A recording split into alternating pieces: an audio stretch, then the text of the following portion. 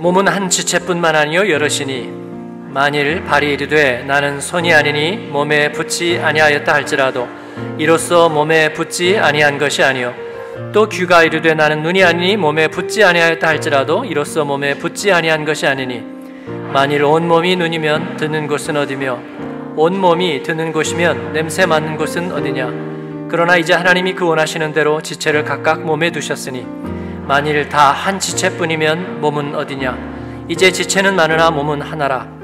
눈이 손더러 내가 너를 쓸 데가 없다 하거나 또한 머리가 발더러 내가 너를 쓸 데가 없다 하지 못하리라. 그뿐 아니라 더 약하게 보이는 몸의 지체가 도리어 요긴하고 우리가 몸에 덜 귀히 여기는 그것들을 더욱 귀한 것들로 입혀주며 우리의 아름답지 못한 지체는 더욱 아름다운 것을 얻느니라. 그런즉 우리 아름다운 지체는 그럴 필요가 없느니라. 오직 하나님이 몸을 고르게 하여 부족한 지체에게 귀중함을 더하사 몸 가운데에서 분쟁이 없고 오직 여러 지체가 서로 같이 돌보게 하셨느니라. 같이 읽습니다. 만일 한 지체가 고통을 받으면 모든 지체가 함께 고통을 받고 한 지체가 영광을 얻으면 모든 지체가 함께 즐거워하느니라. 아멘. 고린도전서 강의 21번째 시간, 고린도전서 12장, 보통 은사장이라고 알려져 있는 이 12장의 말씀을 배경으로 자신을 위해 살 수는 없습니다. 함께 말씀을 나누겠습니다. 누구를 위하여 종은 울리나. 때로 우리는 내가 누구를 위해 살고 있나 그런 생각을 하게 됩니다. 또 나는 무엇을 위해서 혹은 누구를 위해서 죽을 것인가 그런 생각을 하게 되죠. 그러한 우리들의 생각을 대변하는 소설이나 또 그런 이야기들이 많이 있었는데 그 중에 하나가 바로 저 제목 For Whom the Bell Tolls, 미국 작가 어네스트 해밍웨이의 유명한 소설입니다. 이 소설은 스페인의 그 내전을 배경으로 하고 있는데요. 스페인 내전은 1930년대에 새로 민주공화국이 수립이 되었습니다. 그런데 왕의 세력, 왕당파와 군부, 우익 보수, 이 파시스트 세력이 여기에 반란을 일으켰습니다. 그래서 6년을 못 버티고 내전이 일어나서 1936년에 내전이 시작이 됐어요. 이 내전은 독일, 이탈리아, 그때 약간 이 파시즘을 지원하는 그 나라들이 이 반공화국 세력을 지원했습니다. 이거를 이 파시스트를 이끈 게 그 유명한 프랑코 장군인데 그들이 결국 이겼어요. 1937년에 1년 만에 이 내전은 끝나는데 지식인들은 당연히 이 좌파 민주공화국을 지지했고 그리고 덜어는 용병으로 참여했습니다.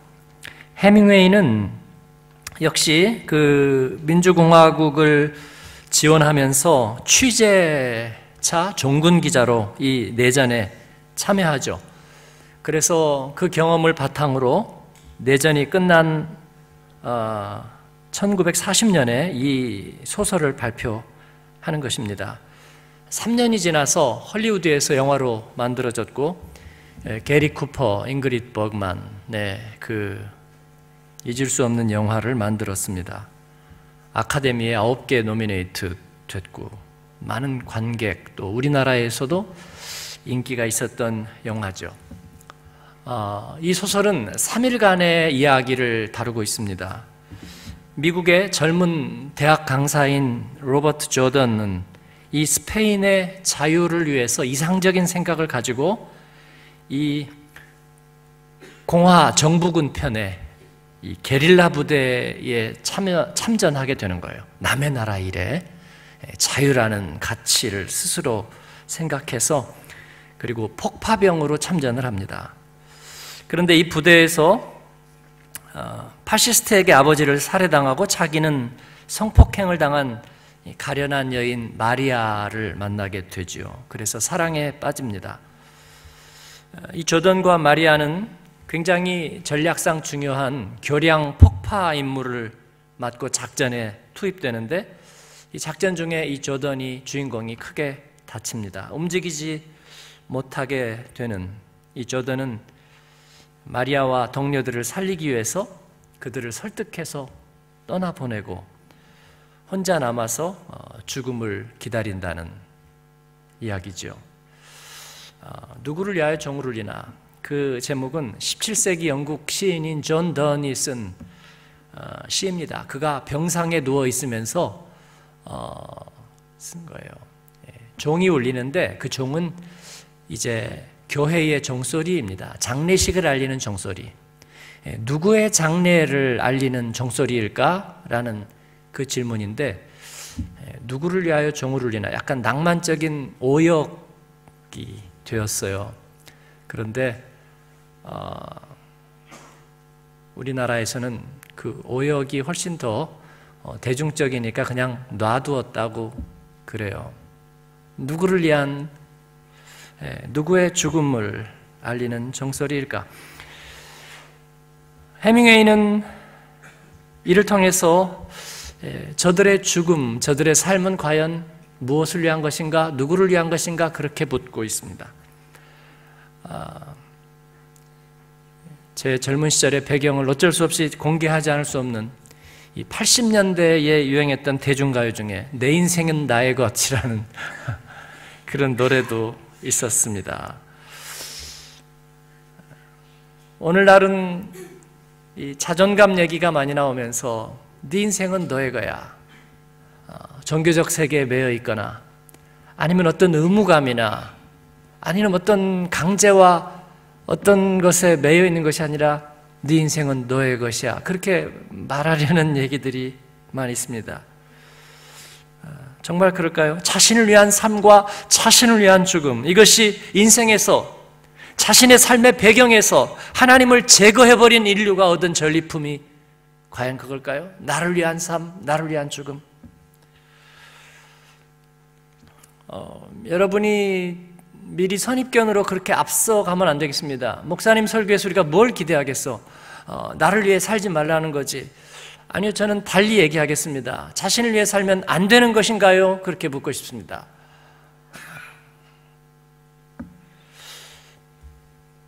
저는 된다고 말하고 싶어요. 왜냐하면 인생에서 우리는 여러 번 자신을 위해서 삽니다. 먼저는 어린애들은 자기를 위해서 삽니다.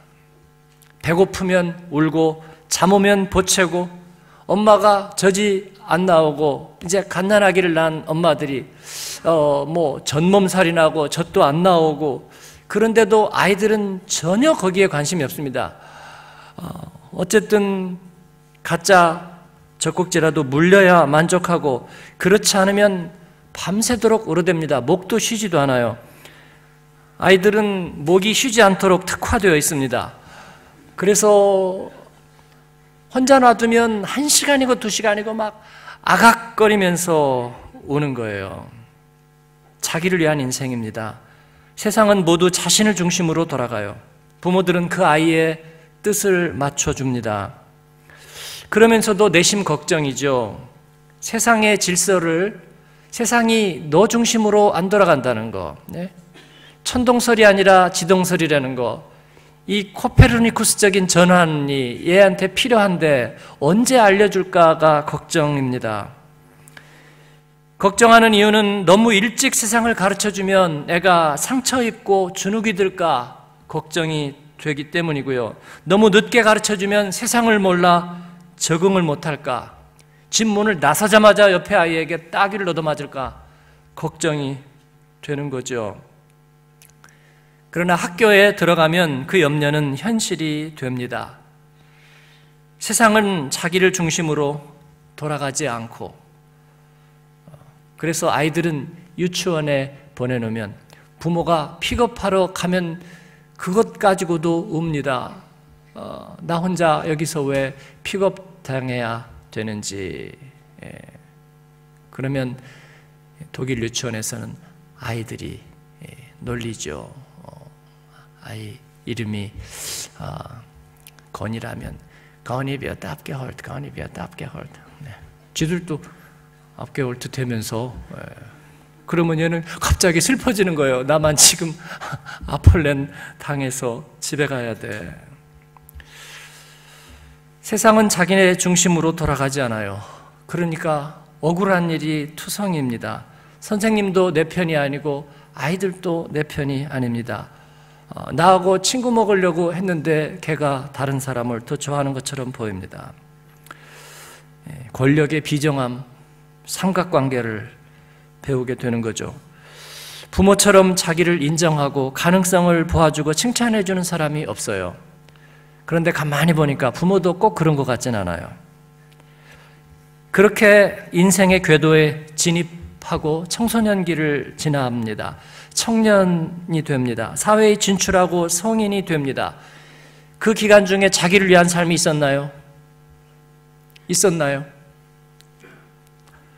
결혼과 육아, 가족과 또 내가 속한 작은 공동체에 속하고 만족시키고 돌보고 부양하고 원치 않는 미션을 수행하는 인생을 살아갑니다. 그러나 나를 위한 삶은 어디에도 없어 보입니다. 엄밀하게 얘기해서. 신혼여행하고 오면서 싸우는 사람들이 많아요. 제가 언젠가 한국의 김포공항에 이렇게 내렸는데 분명히 신혼여행 끝나고 오는 사람들. 택시를 기다리고 있는데 서로 얼굴을 보지 않아요. 아주 그냥 야멸차고 싸늘한 얼굴이 찬바람이 휙 도는데 서로 명백하게 양쪽을 보고 있습니다. 가족끼리 제일 큰 복수는요, 쳐다보지 않는 거예요.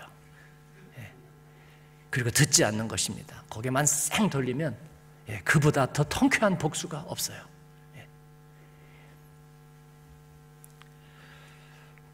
왜 그랬을까요? 가장 낭만적이고 내가 뭘 큰 걸 바라는 것도 아니고 인생에 단 한 번 그래도 꿈을 꾸어보는 나날이라고 생각했는데 그게 아닌 것입니다. 깨어진 환상에 낙심하고 분하고 저 이기적인 파트너와 일생을 함께할 생각에 치를 떨고 그래서 전심을 다해서 싸우는 거예요. 직장에서도 자신은 수레바퀴 아래의 생입니다. 내가 하는 일이 과연 이 직장에, 이 사회에 어떤 기여를 하는지 확신할 겨를이 없습니다. 그건 배부른 소리일 뿐 이리 뛰고 저리 뛰어야 할 뿐이에요. 물론 목사님 꼭 그런 거 아닙니다. 사이사이 우리는 인생의 보람과 행복과 또 자유함을 누리기 위해서 나의 여가를 즐기기도 하는 거요. 맞습니다.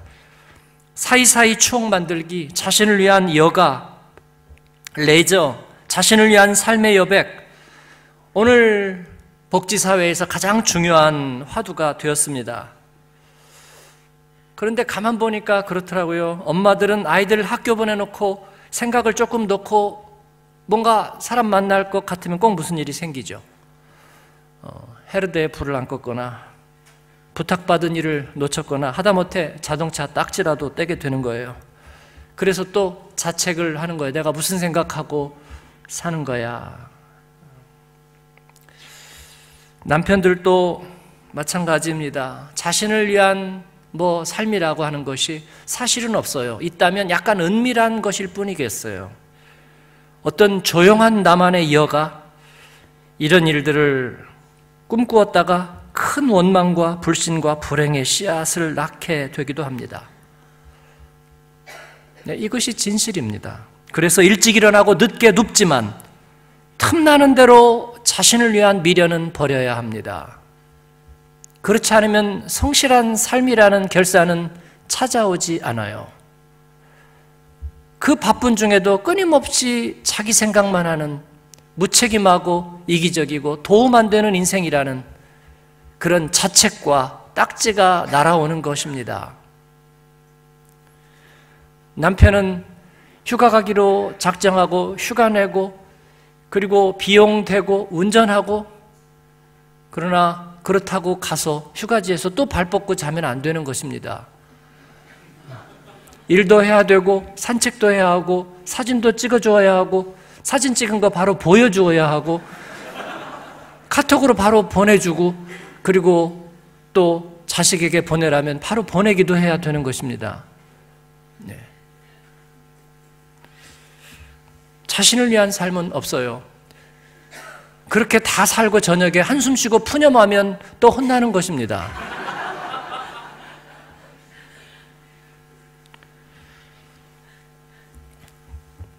자신을 위한 삶은 버릴 수밖에 없어요. 그래야 가정을 위할 수 있고 그래야 사회에서 자기 역할 할 수 있습니다. 상사들은 집에 가겠다는 사람을 싫어할 수밖에 없어요. 그래야 사회인 노릇할 수 있고 그래야 부모 노릇할 수 있고 그래야 신앙 공동체 안에서 진정한 도움이 되는 조력자가 될 수 있습니다. 그러면 이제는 우리가 성인이 되고 나서는 자신을 위한 삶의 희망은 없는가? 있습니다. 아주 나이가 들고 힘이 없어지고 아무것도 없어지면 다시 자신을 위한 삶으로 돌아갑니다. 누구를 위해서 일해야 될 필요가 이제 더 이상 없습니다. 누구를 부양해야 할 필요도 더 이상 없습니다. 아무도 나에게 그것을 요구하지도 않고 기대하지도 않습니다. 오직 자기 자신과 자신의 삶만이 덩그러니 남아 있습니다. 이것이 자신을 위한 삶의 귀거래사입니다. 나를 위해 울다가 그리고 나를 위해 혼자 남은 생.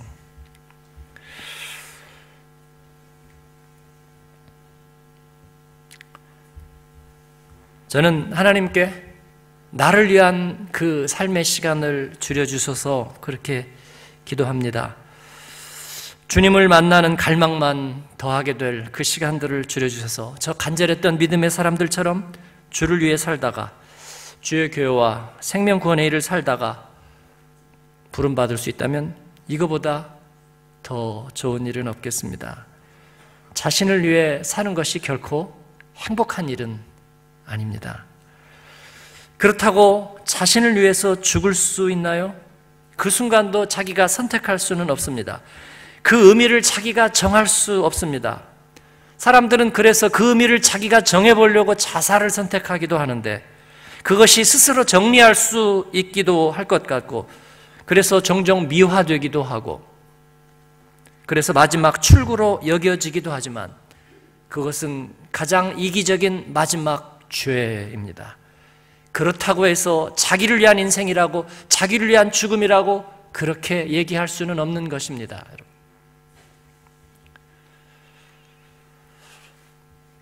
오늘 말씀과 성경은 분명히 얘기하고 있습니다. 우리 같이 한번 읽을까요? 누구든지 자신을 위해서 살 수는 없습니다. 네. 자신을 위해 살 수는 없어요. 왜냐하면 그러지 말라가 아니라 우리는 그럴 수가 없는 것입니다. 로마서 14장 7절에서 8절은 그렇게 말씀하고 있어요. 우리 중에 누구든지 자기를 위하여 사는 자가 없고 자기를 위하여 죽는 자도 없도다. 우리가 살아도 주를 위하여 살고 죽어도 주를 위하여 죽나니 그러므로 사나 죽으나 우리가 주의 것이로다. 아멘. 물론 이 주가 누구냐? 이 주를 위해 산다는 이 주가 누구냐? 물론 이 로마서를 쓴 바울에게는 예수 그리스도입니다. 그러나 예수 그리스도란 종교의 창시자, 그냥 우리가 어디로 도피해버리는 신앙 속의 이름이 아니라 그 예수 그리스도는 실제로 그의 내면 속의 주인을 말하고 있는 것입니다. 우리가 사는 것은 바로 이 내 삶의, 내 생명의 주인, 내 생명의 주관자, 우리가 그를 위해 살 수밖에 없는 것이라고 말이에요. 저와 여러분의 삶에서 그 주님은 누구입니까? 실제적인 목적, 그리고 내 삶을 구동해가고 드라이브해가는 실제적인 전부, 그리고 내 삶의 실제적인 동기를 이루는 그분, 혹은 좀 심하게 말하면 그것, 그가 우리의 주이십니다. 그는 가장 인격적이고 가장 우리를 동원시키는 힘이 있고 어떤 경우에도 우리가 그 길을 달려가고 후회함을 유발하지 않고 그리고 늘 내 삶을 정화시키고 나의 안구를 뚜렷하게 만들고 어떤 상황, 어느 누구 앞에서도 흔들림 없이 분노함 없이 억울함 없이 당당하게 만드는 내 안의 인도자, 바로 그분 말입니다. 우리는 그를 위해서 사는 것이라. 우리 인생은 그렇게 설계되었고 그렇게 고안되었다 말입니다. 어떻게 주를 위해 살고 죽을 수 있나요? 예수님은 말씀하셨습니다. 아무든지 나를 따라오려거든 자기를 부인하고 날마다 제 십자가를 지고 나를 따를 것이니라. 그 다음 말씀이 많은 사람들의 인생을 바꾸고 알버트 슈바이처의 인생을 바꾸고 그리고 이 세상을 위해서 빛처럼 소금처럼 살아갔던 사람들이 붙잡았던 바로 그 말씀이 나옵니다. 누구든지 제 목숨을 구원하고자 하면 잃을 것이요 누구든지 나를 위하여 제 목숨을 잃으면 구원하리라. 자기를 위해서 살고자 하면 결국은 실패한 인생이 되리라 하는 것입니다. 나를 위하여. 나는 누구입니까? 예수님, 그는 누구입니까? 촛불로 오신 분입니다. 어둠을 밝히는 촛불. 자신을 위해서 살지 않는 빛이 되신 주님처럼 인생을 거기에다가 초점을 맞추고 조정하고 그렇게 사는 자는 구원받으리라. 사람됨의 뜻을 이루고 그리고 하나님 나라의 영생의 문에 들어서게 되리라 말씀하고 있는 것입니다. 우리 인생이 암시하듯이 우리는 자신을 위해 살 수 없도록 설계되었습니다. 우리는 모두 하나님의 그 신비롭고 거룩한 목적을 위해 살아가도록 고안된 것입니다. 우리가 가지고 있는 지각과 지성과 능력과 본능이 그 목적을 이루도록 주어진 것입니다. 그러나 아주 지극히 일부. 이것이 오늘 고린도전서 12장의 이야기입니다. 거룩한 주님의 퍼즐, 주님의 몸, 생명체계, 그것은 연합체입니다. 우리가 살아있는 것은 그 안에서 서로 조합하고 연결되어서 하나의 생명을 이루는 것입니다. 우리 인생은 타이머예요. 주어진 시간 안에서 우리는 이 과제를 마치도록 주어져 있습니다. 자기 자신만을 만족시킨다면 눈이 내가 밝고 멋지니까 온 얼굴을 눈으로 만들자 주장하는 것과 같다고 그랬습니다. 오늘 말씀에는 그런 일은 일어나지 않습니다. 어떤 멋지고 잘생기고 잘 보이는 눈도 그런 주장을 하지는 않습니다. 그건 재앙이기 때문입니다. 발 뒤꿈치는 나는 발 뒤축에 있으니까 나는 보잘것없지만 그래도 도움이 된다면 나는 있을 거야 라고 겸손하지 않습니다. 겸손한 지체는 없어요. 그냥 그 자신의 존재에 충실할 뿐입니다. 누군가가 자기를 더 비중을 높이려 한다면 그것은 암세포밖에 없습니다. 서로 커뮤니케이션이 안 되는 세포, 이상 성장을 일으키는 세포, 이것은 아마 종양일 것입니다. 그런데 여러분, 생명이 있는 세포는 그렇게 하려고 하지 않습니다. 고린도 교회의 어린 그리스도인들은 신앙체험과 그들이 가진 은사를 자신의 소유처럼 생각했던 것 같습니다. 그러한 생각이 공동체의 몸을 찢었습니다. 그러니 그들은 분열하기 시작했어요. 하나님의 은혜를 다르고 다른 것이라고 만들어 버렸습니다. 그러니 누구든지 자기 소신대로 살면 그만인 게 되어버렸어요. 팔이 소신대로 살고요, 어깨가 소신대로 살면 어떻게 될까요? 이쪽 어깨는 탈구되고 이쪽 팔은 계속 젖고 있겠죠? 네. 아닙니다. 그래서는 안 되는 것이죠. 사랑하는 여러분, 우리는 주님의 기뻐하시는 설계와 목적을 위해서 부름을 받은 것입니다. 우리는 그 안에서 하나님의 값없는 은혜를 받았고 또 주님께서는 우리를 그렇게 사용하십니다. 우리의 생명은 주께서 값을 치르셨어요. 그래서 우리의 삶과 쓰임받음은 근본적으로 노차지입니다. 프리예요. 복음에는 저작권이 없습니다. 우리 인생은 그 생명의 주께서 원하시고 기뻐하시는 일을 위해서 쓰여지는 것입니다. 저는 늘 스스로 자기에게, 내 자신에게 그렇게 말합니다. 너는 아주 값이 싸다. 값싼 복음주의자.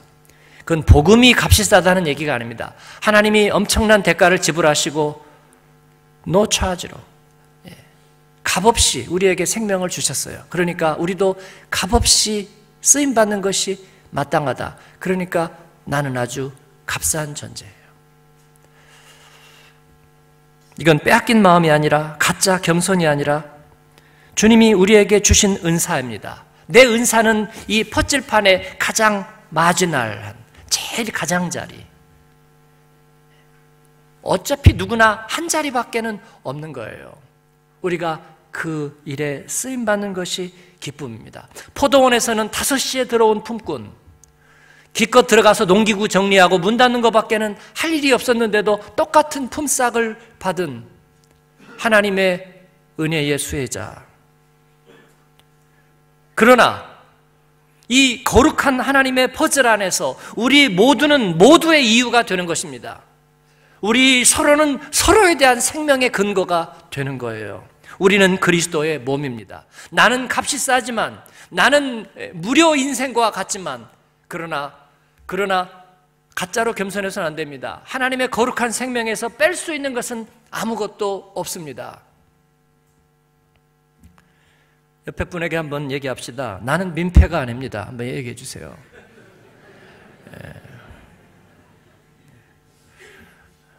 대답해 주세요. 누가 그렇대?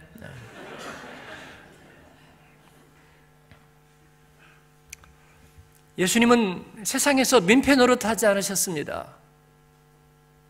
그는 그 자신의 거룩한 목적을 충분히 다 이루셨어요.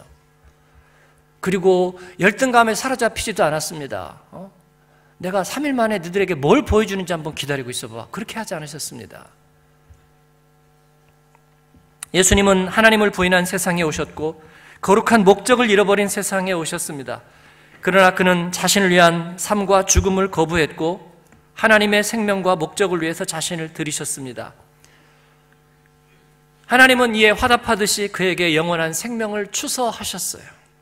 우리에게도 그러하실 것입니다. 저에게는 양가의 부모님이 계세요.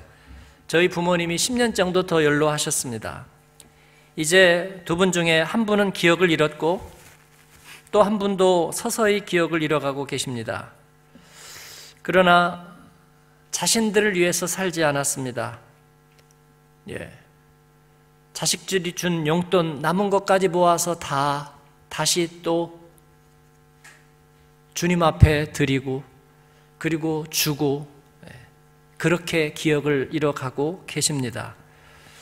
자신을 위해 살지 못했기에, 살지 않았기에 주님이 그들을 영접하실 것입니다. 여러분, 복음이 뭔지 아세요? 내가 나를 위해 살지 못하고 나를 위해 살지 않는 나를 위해서 주님이 나를 위해 사시는 거예요. 할렐루야. 주님이 우리를 위해서 사시는 것입니다. 이것이 우리의 복음입니다. 저희 처가의 부모님들도 그렇게 사셨습니다. 지금은 실버타운에 계시지만 일생 동안 하나님과 교회와, 지금도 가면 저희 장인어른은 그 실버타운 앞에 나가는 시골 교회 얘기를 하고 저기가 우리 교회, 그러면서 또 한참 얘기를 하십니다. 그 교회에서도 장인어른을 그렇게 생각하는지는 모르겠어요. 그러나 본인은 끝까지 그렇게 생각하고 있습니다. 자기를 위한 삶의 여백은 마지막 순간까지 없어 보이지만, 그러나 그러기에 주님이 그들을 영접하실 것입니다. 막다른 골목이 아니라 하늘의 스타게이트로 그들을 영접할 겁니다. 사랑하는 여러분, 기쁨으로 감사함으로 주님의 몸을 이루어 가십시다. 하나님이 우리에게 주신 나를 위한 삶이 아니라 주를 위한 삶을 계속해 가십시다. 서로가 서로에게 생명의 이유가 되는 지체됨을 이루어 가십시다. 억울함도 없고 분함도 없고 소원함도 없을 것입니다. 우리는 주님의 생명을 이루는 거룩한 퍼즐, 우리는 하나님 나라의 좀 역설적으로 표현하자면 거룩한 민폐, 그러한 삶이 되는 줄 믿습니다. 그 은혜가 여러분과 함께 또 여러분의 가정과 함께 우리 몸 되신 교회와 함께 있으시기를 축원합니다. 같이 기도하겠습니다. 오늘 말씀을 기억하면서 여러분을 초대합니다.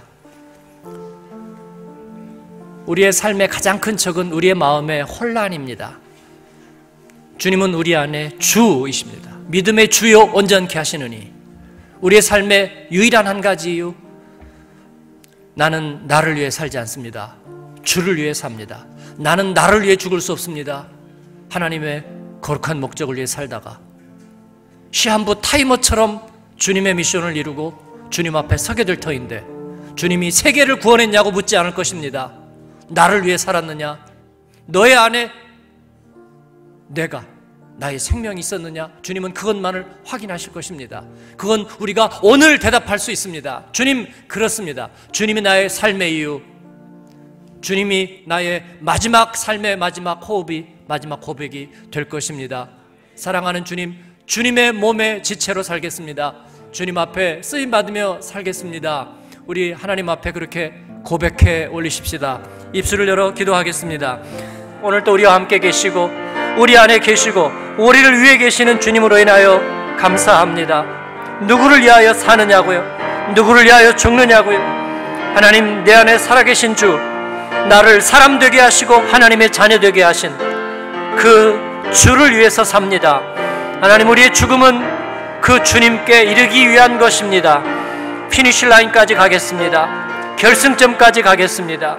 하나님과 함께, 주와 함께, 성령과 함께 걷습니다.